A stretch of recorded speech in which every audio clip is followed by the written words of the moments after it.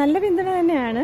എല്ലാവരുടെയും സ്നേഹമാണ് കൂടുതലും. തൃശ്ശൂരത്തെ ആൾക്കാരും എല്ലാവരും വളരെ ഒത്തിരി സ്നേഹമായിരുന്നു എന്ന് എനിക്ക് പറയാൻ പറ്റും. എല്ലാവർക്കും വളരെ ഇഷ്ടവും സ്നേഹവുമായിരുന്നു. ലോക്സഭാ തെരഞ്ഞെടുപ്പ് കഴിഞ്ഞു. വിവാദങ്ങൾക്കും വിമർശനങ്ങൾക്കും ഒടുവിൽ കേരളത്തിൽ നിന്നും BJP ടിക്കറ്റിൽ മത്സരിച്ചു കയറി ഗംഭീര വിജയം നേടിയ സുരേഷ് ഗോപി കേന്ദ്രത്തിൽ സഹമന്ത്രിയായി സത്യപ്രതിജ്ഞ ചെയ്തു. കേന്ദ്ര പെട്രോളിയം ടൂറിസം സഹമന്ത്രിയായാണ് സുരേഷ് ഗോപി സത്യപ്രതിജ്ഞ ചെയ്തത്. നാളിതുവരെയും കേരളത്തിൽ നിന്നും BJPക്ക് ഒരു പാർലമെന്റേറിയനെ പോലും തെരഞ്ഞെടുപ്പിൽ വിജയിപ്പിച്ച് കേന്ദ്രത്തിലേക്ക് വിടാൻ സാധിച്ചിട്ടില്ല എന്നുള്ളത് എടുത്തു പറയേണ്ട വസ്തുത തന്നെയാണ്. സുരേഷ് ഗോപി തൃശ്ശൂരിൽ നിന്നും ഒരു തവണ നിയമസഭയിലേക്കും മറ്റൊരു തവണ പാർലമെന്റിലേക്കും മത്സരിച്ച് പരാജയപ്പെടുകയുണ്ടായി. എന്നാൽ അപ്പോഴൊന്നും തന്നെ പരാജയത്തിലും തൃശ്ശൂരിനെ കൈവിടാതെ തൃശ്ശൂരിൻ്റെ മണ്ണിൽ തന്നെ നിന്നുകൊണ്ട് തൃശ്ശൂരിൻ്റെ പ്രശ്നങ്ങൾ പഠിക്കുകയും തൃശ്ശൂരിലെ പൊതുജനങ്ങളുടെ വികാരമായി മാറുവാനും സുരേഷ് ഗോപി ശ്രമിച്ചിട്ടുണ്ടായിരുന്നു.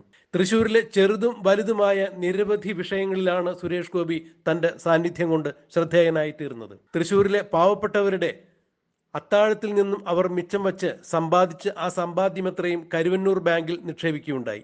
ഈ കരുവന്നൂർ ബാങ്കാണ് CPMന്റെ ഭരണസമിതി മൊത്തത്തിൽ കട്ടെടുത്തു കൊണ്ടുപോയത്, കൊള്ളയടിച്ചു കൊണ്ടുപോയത്.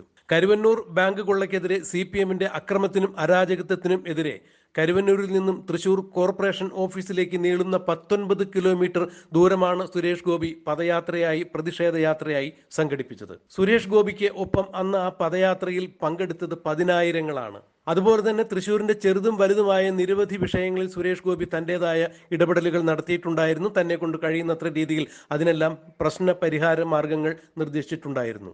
ഒടുവിൽ ഈ കഴിഞ്ഞ തൃശ്ശൂർ പൂരം വരെ തൃശ്ശൂരിന്റെ സിറ്റി പോലീസ് കമ്മീഷണറായ അങ്കിത് അശോക് തകർത്തെറിയുമ്പോഴും സുരേഷ് ഗോപി കൃത്യമായ രീതിയിൽ തന്നെ സുരേഷ് ഗോപി തന്നെ അഭിനയിച്ച കമ്മീഷണർ എന്ന സിനിമയിലെ കമ്മീഷണറെ പോലെ സുരേഷ് ഗോപി വെളുപ്പിന് 3 മണിക്ക് തൃശ്ശൂരിലേക്ക് പാഞ്ഞെത്തുകയും തൃശ്ശൂരിലെ ജനപ്രതിനിധികളും വൻ ജനാവലിയുമൊത്തു തന്നെ പോലീസുകാരുമായി ഇത്തരം കാര്യങ്ങൾ സംസാരിക്കുകയും പൂരത്തിന്റെ വീണ്ടും നടത്തിപ്പ് സുഗമമായി മുന്നോട്ട് കൊണ്ടുപോകുവാനുള്ള തീരുമാനങ്ങൾ കൈക്കൊള്ളുകയും ചെയ്തു.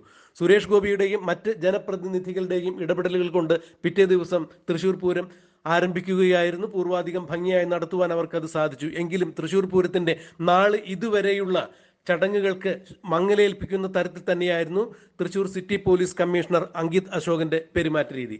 ഇന്നിപ്പോൾ സുരേഷ് ഗോപി കേന്ദ്രമന്ത്രിയായി സത്യപ്രതിജ്ഞ ചെയ്തതിന്റെ അടുത്ത ദിവസം തന്നെ തൃശ്ശൂരിലെ പൂരം കലക്കിയ സിറ്റി പോലീസ് കമ്മീഷണറായ അങ്കിത് അശോകന് സ്ഥാനചലനം ഉണ്ടായിരിക്കുന്നു എന്നുള്ളതും യാദൃച്ഛികം തന്നെയാണ്, എടുത്തു പറയേണ്ട വസ്തുത തന്നെയാണ്. തൃശ്ശൂരിലെ ചെറുതും വലുതുമായ പ്രശ്നങ്ങളിൽ ഇടപെട്ടുകൊണ്ട് ഇത്രയും വർഷക്കാലം തൃശ്ശൂരിൽ നിന്ന് സുരേഷ് ഗോപി പ്രവർത്തിച്ചതിന്റെ ഫലമായി തന്നെയാണ് തൃശ്ശൂർ നിവാസികൾ സുരേഷ് ഗോപിക്ക് ഈ വിജയം സമ്മാനിച്ചത് എന്നാണ് സുരേഷ് ഗോപിയുടെ ഭാര്യയായ രാധിക മാധ്യമപ്രവർത്തകരെ കണ്ടപ്പോൾ പറഞ്ഞത്.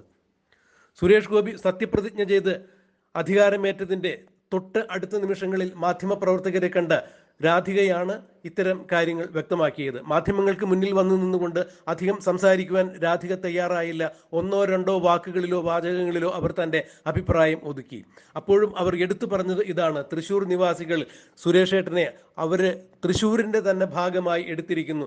സ്നേഹം കൊണ്ട് അവർ വീർപ്പ് മുട്ടിച്ചിരിക്കുന്നു. എല്ലാവരും സുരേഷേട്ടന് കൊടുത്തത് അംഗീകാരത്തിലുപരി സ്നേഹം തന്നെയാണ്. ആ സ്നേഹം തന്നെ പിന്നീട് അംഗീകാരമായി മാറുകയും അദ്ദേഹത്തെ അവർ തൃശ്ശൂർക്കാർ ദത്തെടുക്കുന്നത് പോലെ തന്നെ അംഗീകരിച്ചിരിക്കുന്നു എന്ന് തന്നെയാണ് രാധിക വ്യക്തമാക്കിയത്. സുരേഷ് ഗോപി നിരവധി തവണ മാധ്യമങ്ങൾക്ക് മുന്നിൽ വന്നു നിന്ന് തൻ്റെ നിലപാടുകൾ സശക്തം വ്യക്തമാക്കുമ്പോഴും രാധികയും രാധികയോടൊപ്പമുള്ള കുടുംബവും മിക്കവാറും സ്ക്രീനിന് പുറകിലായിരിക്കും നിലയുറപ്പിക്കുക. എന്നാൽ സുരേഷ് ഗോപിയുടെ മിന്നുന്ന വിജയത്തിന് ശേഷം സുരേഷ് ഗോപിയുടെ സത്യപ്രതിജ്ഞയ്ക്ക് ഡൽഹിയിലേക്ക് എത്തിയ രാധികയെ ഒരു ഇടവേളയിൽ മാധ്യമപ്രവർത്തകർ കണ്ടപ്പോഴാണ് ഇത്തരം കാര്യങ്ങൾ സൂചിപ്പിച്ചത്.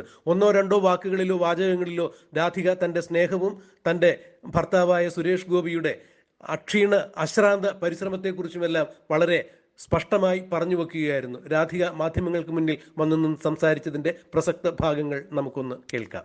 വളരെ സന്തോഷം. എല്ലാം ഈശ്വരന്റെ അനുഗ്രഹം. സാറ് പറഞ്ഞു ഇപ്പോഴും മിനിസ്ട്രിനെ പറ്റിയൊന്നും അറിവായിട്ടില്ല. ഇനി ഏതെങ്കിലും തരത്തിൽ അത് സംബന്ധിച്ച് എനിക്ക് അതിനെ പറ്റിയൊന്നും അറിയില്ല. ജസ്റ്റ് ഇപ്പോൾ അത് കഴിഞ്ഞിട്ട് എത്തുന്നതേ ഉള്ളൂ. ഇനിയിപ്പോൾ എന്താണ് പ്രതീക്ഷിക്കുന്നത് ആസ് എ മിനിസ്റ്റർ എന്നുള്ള നിലയിൽ ചേട്ടനൊക്കെ? അത് നേരത്തെ പറഞ്ഞിട്ടുള്ള കാര്യങ്ങളൊക്കെ ആത്മാർത്ഥമായിട്ട് ചെയ്യും. അതിൽ കൂടുതലൊന്നും പറയാൻ എനിക്കറിയില്ല. സുരേഷ് ഏട്ടന്റെ ഒരു കഠിനാധ്വാനത്തിന്റെ ഒരു ഫലമായിട്ടാണോ ഇങ്ങനെ ഒരു തീർച്ചയായിട്ടും കുറേ വർഷങ്ങളായിട്ടുള്ള ഒരു കഷ്ടപ്പാടാണ്. അതിനുവേണ്ടി വളരെ സിൻസിയർ ആയിട്ടാണ് ചെയ്തിട്ടുള്ളത്. പിന്നെ കൂടെയുള്ള എല്ലാവരും, അവിടുത്തെ ആൾക്കാരും, തൃശ്ശൂരത്തെ ആൾക്കാരും എല്ലാവരും വളരെ ഒത്തിരി സ്നേഹമായിരുന്നു എന്ന് എനിക്ക് പറയാൻ പറ്റും. എല്ലാവർക്കും വളരെ ഇഷ്ടവും സ്നേഹവുമായിരുന്നു. കേരളത്തിൽ നിന്നുള്ള ആദ്യ ലോക്സഭാ BJP അംഗം ഇപ്പം ഒരു മന്ത്രി എന്നുള്ള നിലയിൽ ഇത്രത്തോളം പിന്തുണയൊക്കെ നാട്ടിൽ നിന്ന് പ്രതീക്ഷിക്കും? നല്ല പിന്തുണ തന്നെയാണ്. എല്ലാവരുടെയും സ്നേഹമാണ് കൂടുതലും. നല്ല രീതിയിൽ മുന്നോട്ട് പോകുന്നതാണ്. അതെ അതെ, ശരി, താങ്ക് യു.